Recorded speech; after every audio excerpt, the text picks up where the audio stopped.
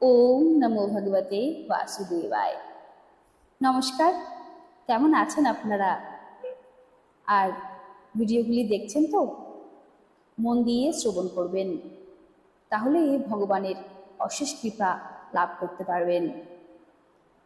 তাহলে চলুন কথা বাড়াবো না, আরও একটি অধ্যায় নিয়ে চলে এসেছি আপনাদের কাছে।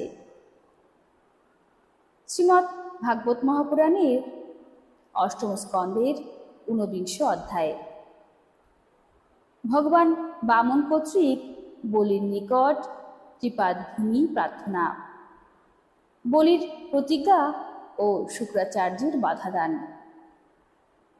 শ্রী সুখদেব বললেন, বলিরাজের কথা ধর্মযুক্ত ও অত্যন্ত মধুর। এই কথা শুনে ভগবান বামনদেব সন্তুষ্ট হয়ে তাকে অভিনন্দিত করে বললেন।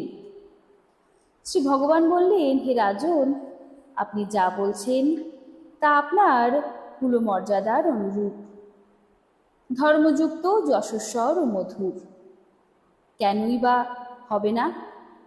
পরলৌকিক হিতকারী ধর্ম বিষয়ে আপনি ভৃগুপুত্র শুক্রাচার্যের পরম প্রমাণ বলে মনে করেন এবং আপনার প্রবীণ পিতামহ ও পরম প্রশান্ত প্রহ্লাদের আজ্ঞাও পালন করে থাকেন। আপনার বংশে কখনো ধনহীন অথবা কৃপণ পুরুষ জন্মগ্রহণ করেননি।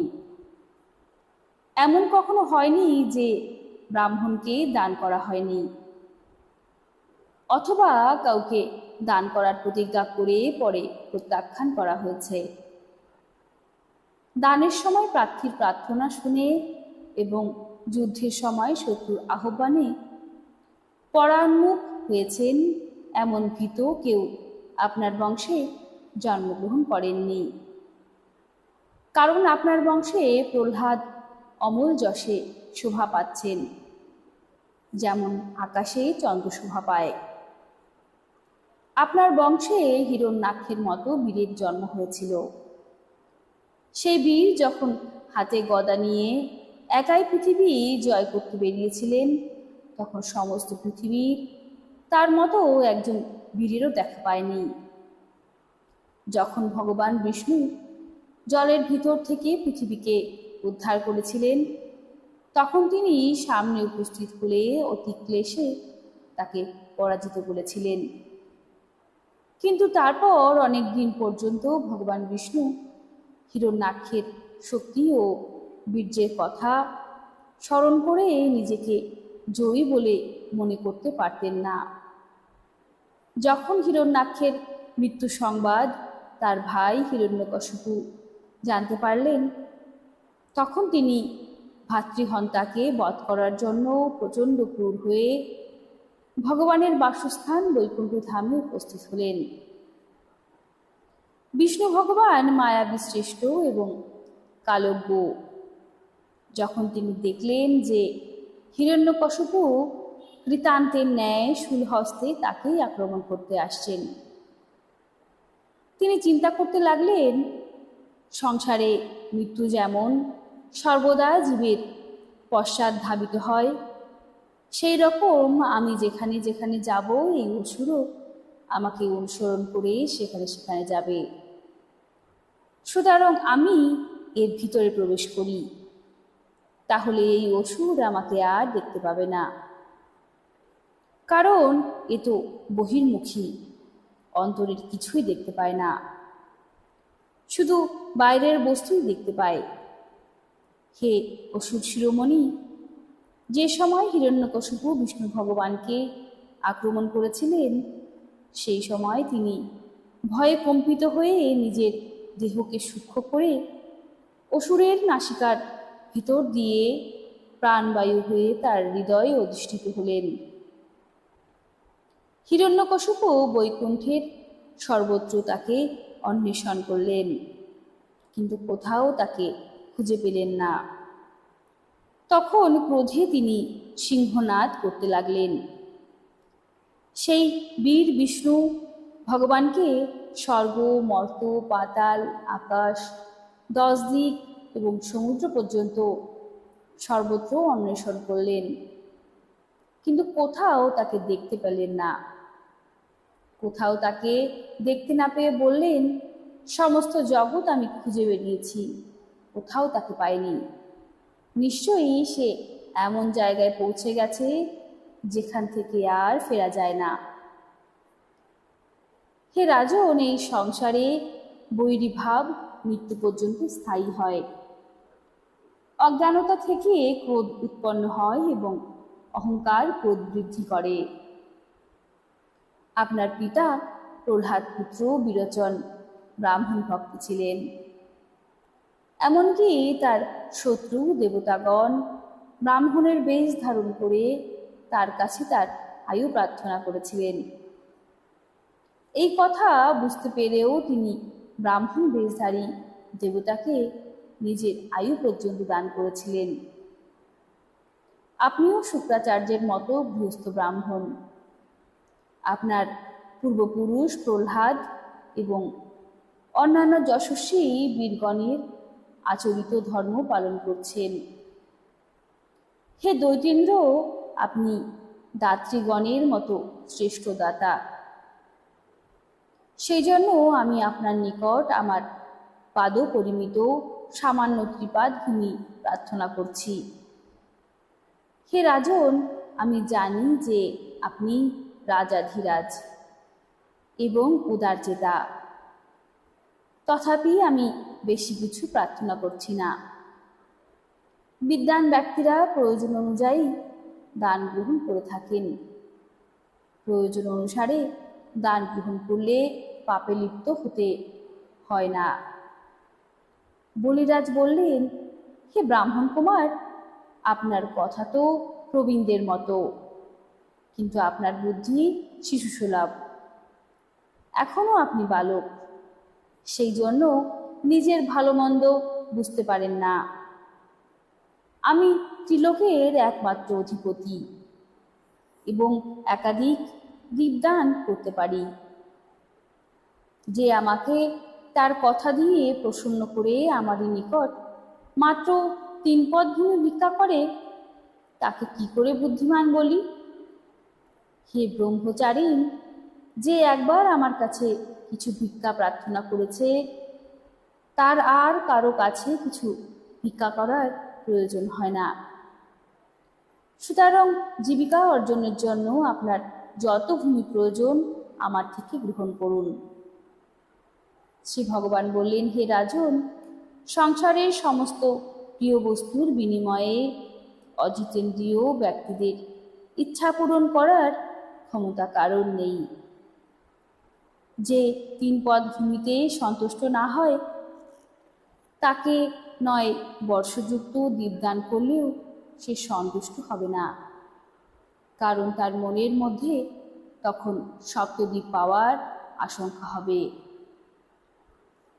আমরা জানি যে পৃথু, গয় প্রভৃতি রাজারা সপ্তদ্বীপের অধিপতি ছিলেন, কিন্তু অর্থ ও ভোগ্যদ্রব্য প্রচুর পরিমাণে পাওয়া সত্ত্বেও তাদের তৃষ্ণা পূরণ হয়নি। প্রারব্ধ অনুযায়ী লব্ধ বিষয়ে যে ব্যক্তি সন্তুষ্ট থাকে, সে শান্তিতে জীবন ধারণ করতে পারে। কিন্তু যে ব্যক্তি নিজের ইন্দ্রিয়গুলিকে বশীভূত করতে পারে না, ত্রিভুবনের অধিপতি হয়েও সে ব্যক্তি দুঃখী থাকে, কারণ তার মনে অসন্তোষের আগুন জ্বলতেই থাকে। সম্পত্তি এবং ভোগ্য বস্তুতে সন্তুষ্ট না হওয়ার জন্যই জীবকে বারবার সংসার চক্রে আবর্তিত হতে হয়। কিন্তু যথালব্ধ বিষয়ে সন্তোষ মুক্তির কারণ হয়। যে ব্রাহ্মণ যথালব্ধ বিষয়ে সন্তুষ্ট, তার তেজ বৃদ্ধিপ্রাপ্ত হয়, কিন্তু অসন্তুষ্ট ব্রাহ্মণের তেজ অগ্নিদেহে জলাহুতির ন্যায় শান্ত হয়ে যায়। সন্দেহ নেই যে আপনি বড় শ্রেষ্ঠ। সেই জন্য আমি শুধুমাত্র 3 পদ ভূমি আপনার নিকট ভিক্ষা চেয়েছি। এতেই আমার কাজ হয়ে যাবে। ধন ততটাই সংগ্রহ করা উচিত যতটা জীবন ধারণের জন্য প্রয়োজন হয়। শ্রী সুখদেব বললেন, ভগবান বিষ্ণুর এই রকম বলি হাসলেন। তিনি বললেন, ঠিক আছে, যতটা আপনার ইচ্ছা নিয়ে নিন। এই কথা বলে ভূমিদানের সংকল্প করে তিনি জলপাত্র হাতে নিলেন। শুক্রাচার্য সব কিছু জানতেন। তার কাছে ভগবানের এই লীলা গোপন ছিল না। রাজা বলিকে ভূমিদানে উদ্যত দেখে তিনি বলিকে বললেন, হে বিরোচন পুত্র, ইনি স্বয়ং অব্যয় বিষ্ণু ভগবান। দেবতাদের কার্য সাধন করার জন্য কশ্যপের স্ত্রী অদিতির গর্ভে অবতীর্ণ হয়েছেন। তুমি অর্থ না বুঝে একে যে দানের প্রতিজ্ঞা করলে তা আমি ভালো মনে করি না। এর দ্বারা দৈত্যকুলের মহান অনিষ্ট হবে। স্বয়ং ভগবান নিজের যোগমায়ার দ্বারা এই ব্রহ্মচারী রূপ ধারণ করে উপস্থিত হয়েছেন। ইনি তোমার রাজ্য, ঐশ্বর্য, লক্ষ্মী, তেজ এবং বিশ্ববিখ্যাত যশ সব অপহরণ করে ইন্দ্রকে দান করবেন। এই বিশ্বরূপ ভগবান 3 পা দিয়ে ত্রিভুবন অধিকার করে নেবেন। মূর্খ, তুমি সর্বস্ব বিষ্ণুকে দান করে নিজে কোথায় থাকবে? এই বিশ্বব্যাপক ভগবান এক পদে পৃথিবী এবং দ্বিতীয় পদে স্বর্গ অধিকার করে নেবেন। বিশাল দেহে আকাশকে ঢেকে দেবেন। তখন তৃতীয় পদ কোথায় রাখবে? তুমি তোমার প্রতিজ্ঞা পূর্ণ করতে পারবে না। এমত অবস্থায় প্রতিজ্ঞা দান করে দান না দিতে পারার পাপে তোমাকে নরকে যেতে হবে। কারণ প্রতিজ্ঞা পূর্ণ করতে তুমি অসমর্থ হবে। যে দানে নিজের জীবন নির্বাহের জন্য অবশিষ্ট কিছু থাকে না, পণ্ডিতেরা সেই দানের প্রশংসা করে না। যার জীবন নির্বাহ সুষ্ঠুভাবে হয় সেই ব্যক্তি দান, যজ্ঞ, তপস্যা এবং অন্যের উপকার করতে পারে। যে ব্যক্তি নিজের সম্পত্তি 5 ভাগে ভাগ করে কিছু অর্থ যশের জন্য, কিছু ধর্মের জন্য, কিছু অর্থ বৃদ্ধির জন্য, কিছু ভোগের জন্য এবং কিছু অর্থ আত্মীয় স্বজনের জন্য দান করে, সেই ব্যক্তি ইহলোকে এবং পরলোকে সুখী হয়।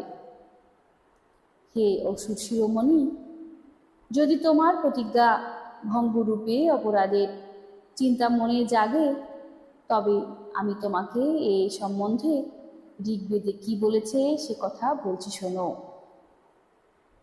শ্রুতি বলে যে কাউকে কিছু দান করার অঙ্গীকার করাকে সত্য বলে এবং অস্বীকার করাকে মিথ্যা বলে।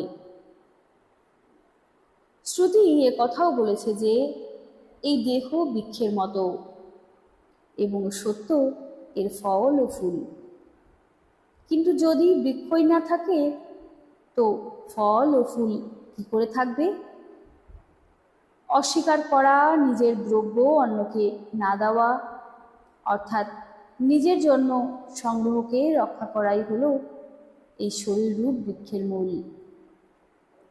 যেমন বৃক্ষের মূল না থাকলে বৃক্ষ কিছুদিনের মধ্যে শুকিয়ে পড়ে যায়, সেই রকম ধন যদি দিতে অস্বীকার না করা হয় তবে এই দেহ শুকিয়ে যাবে, সন্দেহ নেই। হ্যাঁ, আমি দেব, এই শব্দটি ধনকে অনেক দূরে সরিয়ে দেয়। এই উচ্চারণ ধনকে শূন্য করে দেয়। সুতরাং হ্যাঁ কথাটাই অপূর্ণ, অর্থাৎ নিজেকে অর্থশূন্য করে দেয়। এই জন্যই যে ব্যক্তি হ্যাঁ আমি দেব এই বলে ধন দিতে স্বীকার করে তার অর্থ শেষ হয়ে যায়। যে প্রার্থীকে সব কিছু দিতে রাজি হয় তার নিজের ভোগের জন্য কিছুই রাখতে পারে না। এর বিপরীত আমি দেব না এই কথা নিজের অর্থকে সুরক্ষিত রাখতে পারে।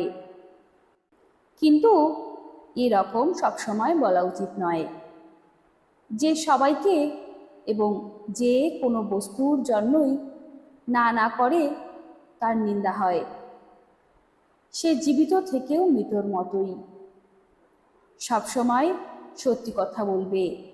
যেমন নারীকে বশীভূত করার সময়, পরিহাসকালে, বিবাহকালে কন্যা অথবা বরের প্রশংসা করার সময়, নিজের জীবিকা উপার্জনের সময়, প্রাণ সংকটে, গো ও ব্রাহ্মণের উপকারে এবং কাউকে মৃত্যুর হাত থেকে রক্ষা করার সময় মিথ্যা তেমন নিন্দনীয় নয়। শ্রী মহর্ষি বেদব্যাস প্রণীত পারমহংসী সংহিতা শ্রীমৎ ভাগবত মহাপুরাণের অষ্টম স্কন্ধের বামন প্রাদুর্ভাবে 49 অধ্যায় এখানে সমাপ্ত হলো। কেমন লাগলো ভিডিওটি কমেন্ট করে জানাতে ভুলবেন না। আর যদি একটিও আপনাদের মনে স্থান পায় তবে একটি লাইক দেবেন আর ভিডিওগুলিকে বেশি বেশি করে শেয়ার করবেন, যাতে সকলের মধ্যে এই ধর্মমূলক ভাবনাগুলি জায়গা করতে পারে। আজকের মতো তবে আসি, ভালো থাকবেন। রাধে রাধে।